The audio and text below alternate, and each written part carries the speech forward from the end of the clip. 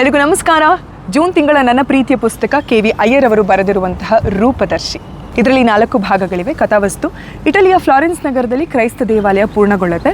ಆ ಕ್ರೈಸ್ತ ದೇವಾಲಯದ ಧರ್ಮದರ್ಶಿಗಳ ಸಭೆಯನ್ನು ಕರೆದು ಆ ಆಲಯದ ಮೇಲ್ಛಾವಣಿಯ ಅಥವಾ ಗೋಡೆಯಲ್ಲಿ ಕ್ರಿಸ್ತನ ಜೀವನ ಚರಿತ್ರೆಯನ್ನು ಚಿತ್ರಿಸಬೇಕು ಅಂತ ನಿರ್ಧರಿಸಿ ಆ ಕಾಲಕ್ಕೆ ಚಿತ್ರಕಲಾ ಸಾರ್ವಭೌಮನೆಂದೇ ಖ್ಯಾತಿ ಪಡೆದಿದ್ದಂತಹ ಮೈಕಲ್ ಆಂಜಲೋನಿಂದ ಈ ಕೆಲಸ ಮಾಡಿಸ್ಬೇಕು ಅಂತ ನಿರ್ಧಾರ ಮಾಡ್ತಾರೆ. ಮೈಕಲ್ ಅತ್ಯಂತ ಭಾವುಕ, ನಿಷ್ಠಾವಂತ, ಸ್ಥಿತಪ್ರಜ್ಞ, ಹಾಗೆಯೇ ಮಹಾನ್ ದೈವ ಭಕ್ತ ಕೂಡ.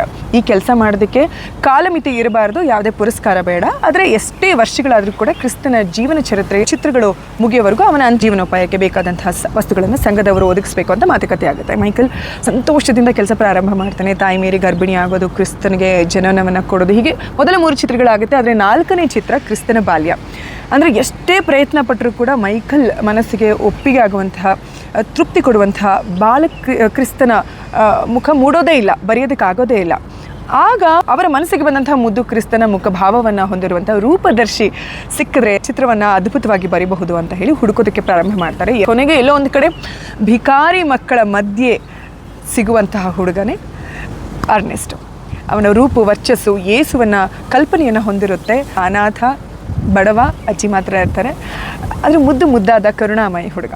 ಅವನನ್ನು ಇಟ್ಕೊಂಡು 3 ಅದ್ಭುತವಾದಂತಹ ಬಾಲಕ್ರಿಸ್ತನ ಚಿತ್ರವನ್ನು ಚಿತ್ರಿಸಿ ಅವನ ಅಜ್ಜಿನ ವಾಪಸ್ ಊರಿಗೆ ಕಳಿಸ್ಕೊಡ್ತಾರೆ. ಇದಾದಮೇಲೆ ಮೈಕಲ್ ತನ್ನ ಕೆಲಸಗಳಲ್ಲಿ ಮುಂದುವರಿತಾರೆ. ಹಾಗೆಯೇ ಮೈಕಲ್ನ ಅಸಾಧಾರಣ ಪ್ರತಿಭೆಯನ್ನು ನೋಡಿ ಪೋಪ್ ರೋಮ್ ನಗರಕ್ಕೆ ಕರೆಸ್ಕೊಂಡು ಒಂದಾದ ಮೇಲಂತೆ ಕೆಲಸಗಳನ್ನು ಕೊಡೋದ್ರಿಂದ 20 ವರ್ಷಗಳು ರೋಮ್ ನಗರದಲ್ಲಿ ಇರಬೇಕಾಗತ್ತೆ. ಆ ಕೆಲಸ ಮುಗಿಸಿ ಮತ್ತೆ ಅಪೂರ್ಣವಾದಂತಹ ಚಿತ್ರಗಳನ್ನು ಪೂರ್ತಿಗೊಳಿಸೋದಕ್ಕೆ ಫ್ಲಾರೆನ್ಸ್ ನಗರಕ್ಕೆ ಬಂದು ಮತ್ತೆ ಚಿತ್ರಗಳನ್ನು ಬರೆಯೋದಕ್ಕೆ ಪ್ರಾರಂಭ ಮಾಡ್ತಾರೆ. ಆದರೆ ಕೊನೆಯ ಹಂತದಲ್ಲಿ ಹಣದ ಆಸೆಗೆ ತನ್ನ ಗುರುವಾದ ಕ್ರಿಸ್ತನನ್ನೇ ಶಿಲುಬೆಗೆ ಏರಿಸಲು ಕಾರಣನಾದಂತಹ ಜುಡಾಸ್ನ ಚಿತ್ರಿಸಬೇಕಾದ್ರೆ ಮೈಕಲ್ಗೆ ಮತ್ತೆ ಅದೇ ಒಂದು ಕುರೂಪಿ, ಕ್ರೂರ, ವಂಚಕನ ಮುಖಚರ್ಯ ಇರುವಂತಹ ರೂಪದರ್ಶಿ ಬೇಕು ಅಂತ ಅನ್ಸುತ್ತೆ. ಹಾಗಾಗಿ ಹುಡುಕಾಟ ಪ್ರಾರಂಭಿಸ್ತಾನೆ. ಆಗ ಎಂಪೋಲಿಯಾ ಎಂಬ ಹಳ್ಳಿಯಲ್ಲಿ ಒಂದು ಹೆಂಡದ ಅಂಗಡಿಯಲ್ಲಿ ಸಿಗುವಂಥ ಒಬ್ಬ ಕುರೂಪಿ, ವಿಚಿತ್ರ, ಕಷ್ಟಗಳು ಮತ್ತು ಕಳ್ಳನೂ ಆಗಿರುವಂಥ ಒಬ್ಬ ಕುಡುಕನನ್ನು ನೋಡ್ತಾರೆ. ಅವನ ಹೆಸರು ಗರಿಬಾಲ್ಡಿಯನ್ನು ಓಲೈಸಿ ಫ್ಲಾರೆನ್ಸ್ಗೆ ತನ್ನ ರೂಪದರ್ಶಿ ಆಗೋದಕ್ಕೆ ಕರ್ಕೊಂಡ್ಬರ್ತಾರೆ, ನಿಜ.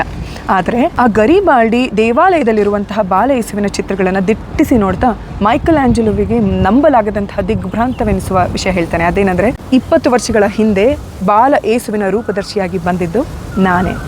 20 ವರ್ಷಗಳ ಹಿಂದೆ ಪರಮಾತ್ಮ ನೆನೆಸಿಕೊಳ್ಳುವ ಯೇಸು ಕ್ರಿಸ್ತನಿಗೆ ರೂಪದರ್ಶಿಯಾಗಿ ಬಂದ ಆ ಪುಟ್ಟ ಬಾಲಕ ಮತ್ತೆ 20 ವರ್ಷಗಳ ನಂತರ ರಾಕ್ಷಸ ಮನಸ್ಸಿನ ಜುಡಾಸ್ ಅನ್ನುವಂಥ ವಿಕೃತ, ವಿಕಾರಿ, ಕುರೂಪಿಯ ರೂಪದರ್ಶಿಯಾಗೂ ಕೂಡ ಬರ್ತಾನೆ. ಅಂದರೆ ಬದುಕು ಅದೆಷ್ಟು ಅನಿಶ್ಚಿತತೆಗಳನ್ನು ಒಳಗೊಂಡಿದೆ. ಬದುಕು ಯಾರನ್ನ ಹೇಗೆ ಬೇಕಾದರೂ ಪರಿವರ್ತನೆ ಮಾಡುತ್ತೆ ಅಲ್ವಾ ಅನ್ನೋದಕ್ಕೆ ಒಂದು ಜ್ವಲಂತ ಸಾಕ್ಷಿ ಇದು.